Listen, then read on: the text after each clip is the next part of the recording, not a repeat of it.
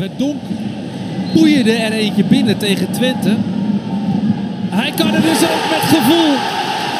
Snoeihard of fijn. Nah, oke teman-teman, kali ini saya akan kembali lagi yang membahas mengenai kabar terbaru dari timnas Indonesia, dan di sini pun saya akan fokusnya mengenai updatean pemain keturunan. Nah, ini ada beberapa yang menurut saya sangat menarik ya dibahas mengenai salah satu kandidat ya, pemain yang akan dinaturalisasi, yakni Kelvin van Dort. Nah, pemain ini saat ini bermain bersama FC Nijmegen ya. Bahkan ini juga sudah banyak yang tahu ya, kemarin malam juga melalui salah satu channel Yusa Nugraha ya, dan juga sudah dibahas beberapa akun ya, akun media bola. Kalian bisa melihat bahwa keseriusan dirinya untuk membela timnas Indonesia. Dan yang sangat menarik, ini ada kesinambungan dengan apa yang sudah diungkapkan oleh Sintayong, bahwa dia mengatakan di situs resmi PSSI bahwa ada beberapa pemain yang akan diproses dan itu akan selesai sebelum bulan Juni.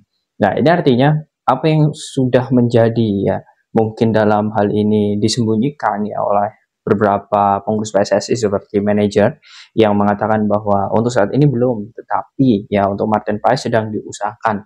Nah, ini artinya memang sudah terbongkar. Ya, kita sekarang belak-belakan saja, kemudian kita mencoba untuk fair ya, karena memang tidak ada yang harus ditutupi kalau memang ini kabar baik.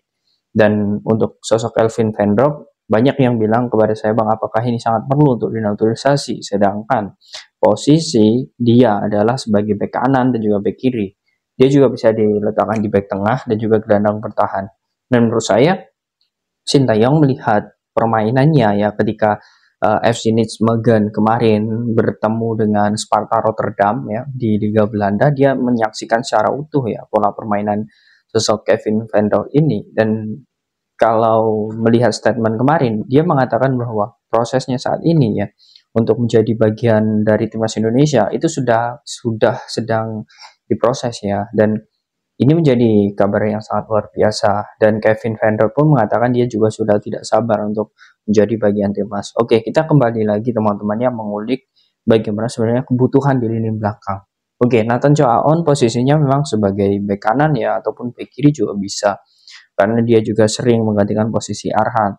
Nah, ini kurang lebih sama posisi antara Nathan dan juga Kelvin van Dort ini. Nah, kalau dilihat memang kebutuhan timnas ini ya untuk di lini belakang ini sudah banyak ya, dan juga kita sudah melihat bahwa ini bisa menjadi pola permainan yang sangat bagus. Dan ini lagi-lagi teman-teman ya, kalau bisa saya simpulkan ya, apa yang sudah diinginkan oleh Sintayong untuk meminimalisir lagi ya bagaimana kesalahan-kesalahan komunikasi, kemudian kesalahan-kesalahan bola-bola udara dan juga bola-bola pendek ya, tentu dengan memperbanyak sistem kompetisi di lini belakang. Semakin kokoh lini belakang, saya sangat yakin sekali Sintayong sangat mudah untuk memilih pemain. Karena seperti ini, kalau banyak yang bilang seharusnya kita tidak perlu lagi untuk menaturalisasi di lini belakang, menurut saya pribadi itu salah ya. Karena semakin banyak pemain bagus di lini belakang, artinya kita akan memiliki karakteristik dalam pola permainan. Karena seperti ini, contoh kita memiliki banyak back-back bagus ya. Mungkin kelebihan dan keunggulan timnas Indonesia untuk jangka waktu ke depan ya, atau jangka panjangnya bisa saja di long ball, bola udara, dan bola-bola mati. Nah, itu bisa dimanfaatkan oleh pemain-pemain belakang semua untuk maju ke depan. Nah, itu bisa menjadi sebuah keunggulan dalam tim. Contohnya seperti Belgia, kemudian ada lagi seperti Turki ya. Ada juga beberapa negara ya seperti Senegal. Nah, itu adalah tim atau negara yang memang memiliki karakteristik. Karakteristiknya adalah di kuatnya lini belakang. Nah, mereka semuanya memiliki karakteristik itu ya, dan itu bisa berpengaruh di setiap laga, di setiap permainan. Ya, karena memang mereka belum memiliki striker-striker yang bagus. Dan ini sudah terbukti di negara-negara tersebut. Saya sangat yakin dengan kapasitas Sintayong ya, pelatih level internasional, dia ingin memanfaatkan sumber daya yang ada ini ya dengan back-back ini, agar nantinya ketika bola mati mereka maju, kemudian ketika bola-bola udara mereka menang ya. Itu memang sudah menjadi apa ya, filosofi sepak bola modern, dan itu tidak ada yang tidak ada yang dipermasalahkan. Artinya dengan bertambahnya Kelvin Vendor ini ya, ini akan menjadi nuansa baru bagi timnas Indonesia untuk memperkokoh lini belakang dan juga memperkuat karakteristik permainan timnas Indonesia yang sesungguhnya. Karena mungkin banyak yang bilang setiap laga, kemudian setiap event permainan Indonesia selalu berubah-ubah. Nah, Sintayong sedang mengakomodir hal ini. Sintayong sedang melakukan beberapa transisi mengenai hal ini agar kita sudah tahu pola permainan yang diinginkan oleh si pemain dan juga pelatih itu seperti apa. Nah, ini menurut saya lebih bagus dan itu sangat luar biasa ya. Oke, kemudian selanjutnya, kalau melihat ya beberapa berita terakhir ya mengenai pemain keturunan memang sudah gencar. Kemudian juga ada beberapa lagi pemain yang ini akan menjadi bagian timnas ya, seperti sosok Kevin Dick dan lain sebagainya. Menurut saya ini hanya permasalahan waktu saja. Kalau dilihat dari beberapa statement Sintayong, saya sangat optimis timnas Indonesia masih akan menambah pemain keturunan. Ya walaupun kemarin saya sudah membahas ya sosok Ole Romeni ya, Ole Romeni bahwa dirinya ingin sekali sebenarnya membela timnas Indonesia, tetapi untuk ini dia masih mempertimbangkan. Dia sudah berbicara mengenai hal ini kepada keluarga dan juga agen ya. Dia sangat terhormat ya untuk membela timnas Indonesia.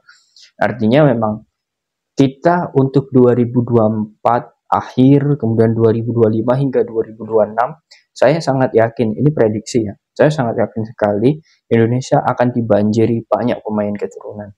Alasannya simpel saja sih, kalau kita nanti lolos di ronde ketiga ya, atau kita bisa menjadi runner up atau bahkan peringkat 1 di ronde ketiga, itu sangat yakin sekali banyak pemain keturunan yang membanjiri oleh timnas Indonesia. Faktornya jelas, tiket Piala Asia sudah dikantongi, kita tidak perlu masuk di playoff lagi. Kemudian yang kedua ya, peluang kita untuk masuk di kualifikasi, di Piala Dunia ya, itu semakin lebar, terbuka lebar ya. Karena di ronde 3 ini akan menentukan sekali. Kalau misalnya Indonesia di peringkat 1, 2, dan 3, nah ini kita akan masuk ke ronde keempat ya. Atau misalnya di peringkat 3 kita sudah masuk ronde 4. Kalau 1 dan 2 otomatis lolos Piala Dunia. Nah, artinya kita kalau ya masuk di peringkat 3 atau 4, kita bisa masuk di ronde keempat ya. Dan masih menyisakan ya 2 tim untuk bisa lolos di Piala Dunia di ronde keempat, masing-masing juara grup. Nah, ini artinya kita masih memiliki peluang dan saya sangat yakin sekali para pemain keturunan ini akan banyak untuk membela timnas Indonesia. Nah, bagaimana menurut kalian teman-teman dengan sosok Kelvin Vendor ini yang akan bergabung bersama timnas? Apakah kalian setuju dengan posisinya yang sebagai back kemudian dirinya menjadi bagian timnas Indonesia? Silahkan kalian tulis di kolom komentar.